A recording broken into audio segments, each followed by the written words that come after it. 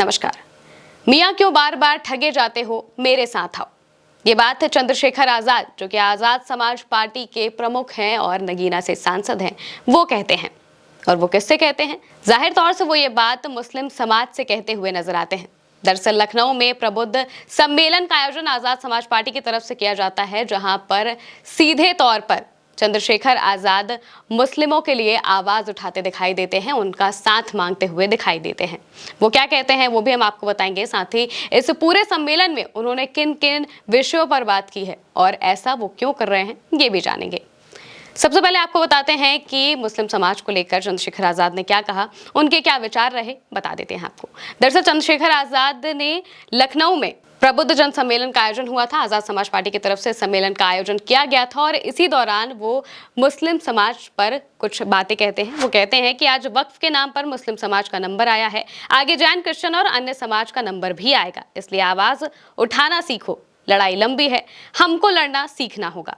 क्यों बार बार ठगे जा रहे हो मियाँ? कह रहा हूं बार बार मत ठगे जाओ, मुस्लिम भाइयों मेरे साथ आ जाओ। सीधे तौर पर चंद्रशेखर आजाद मुस्लिम समाज को साधते हुए दिखाई देते हैं, उन्हें उनका साथ मांगते हुए दिखाई देते हैं। दोस्तों, उत्तर प्रदेश का विधानसभा चुनाव बहुत नजदीक है। इससे पहले पंचायत का चुनाव होना है और चंद्रशेखर आजाद खुले तौर पर यह बात कह चुके हैं कि हम 15 साल का सूखा खत्म करके रहेंगे।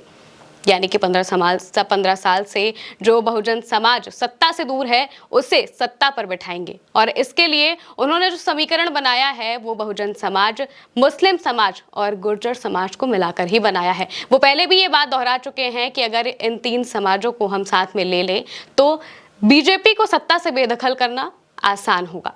बहुत ज्यादा मुश्किल नहीं होने वाला है अगर ये 3 समाज एक साथ आके आजाद समाज पार्टी के पक्ष में वोट कर देते हैं या उनके साथ आ जाते हैं तो।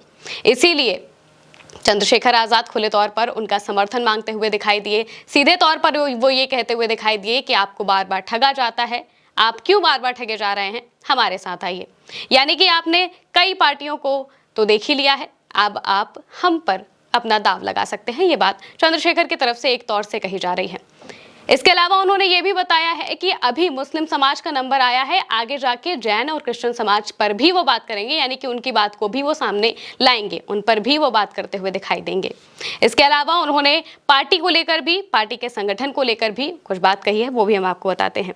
चंद्रशेखर आजाद इस सम्मेलन में कहते हैं कि हमें 2027 के चुनाव की तैयारी करनी है। सभी कार्यकर्ता और पदाधिकारी अपनी जिम्मेदारी के साथ संगठन को मजबूत करने पर पूरा फोकस करें। सबसे बड़ी तर्कसंगत बात यही है कि अगर संगठन नहीं मजबूत रहेगा तो हमारा वजूद नहीं रहेगा। राज बदलने के लिए ना बंदूक उठानी है और तलवार सिर्फ वोट देना है। यही हालात रहे तो 10 साल में बहुजन समाज के पास सरकारी नौकरी नहीं रहेगी। जब न्याय मांगने जाओगे तो जूते मारे जाएंगे। यूपी में पुलिस कस्टडी में रोज मौतें हो रही हैं। हम पुलिस के सबसे बड़े हिमायती हैं, लेकिन पुलिसिया उत्पीड़न बर्दाश्त नहीं करेंगे। ये बात चंद्रशेखर आजाद अपने सम्मेलन में कहते हैं। वो कहते हैं कि हमें 2027 के चुनाव की तैयारी करनी है और सीधे तौर पर वो ये भी कहते हुए सुनाई देते हैं कि 10 साल में बहुजन समाज को नौकरी भी नहीं मिलेगी। जिस तरह से चीजें चल रही हैं वो सीधे तौर पर बीजेपी पर निशाना साधते हुए दिखाई देते हैं। पुलिस कस्टडी में जो मौतें हो रही हैं, दरअसल अगर बीते दिनों की हम बात करें तो जिस तरह से अलीगढ़ में मॉब लिंचिंग हुई है, इसके अलावा भी अलग अलग जगहों पर जो पीड़ित तबका हो, वो चाहे मुस्लिम समाज हो चाहे दलित समाज हो, इनके प्रति जो बेहिंसा की खबरें सामने आई या फिर ऐसी जो भी चीजें हुई, उनमें हमेशा चंद्रशेखर आजाद मुखर होकर, आगे होकर बातें करते हुए दिखाई दिए। मॉब लिंचिंग के पीड़ितों से भी वो मिलने पहुंचे थे अलीगढ़ में जब मॉब लिंचिंग हुई थी। इसके बाद जब उन्हें अस्पताल में भर्ती कराया गया था तब भी वो उनसे मिलने पहुंचे थे और खुले तौर पर वो ये बात कहते हुए दिखाई दिए थे कि जिस तरह से चीज़ें चल रही हैं, जिस तरह से मॉब लिंचिंग की जा रही है, इसका हक किसी को भी नहीं है। किसी भी भीड़ को यह हक नहीं है कि वो अपने एजेंडे के तौर पर कुछ भी कर सके।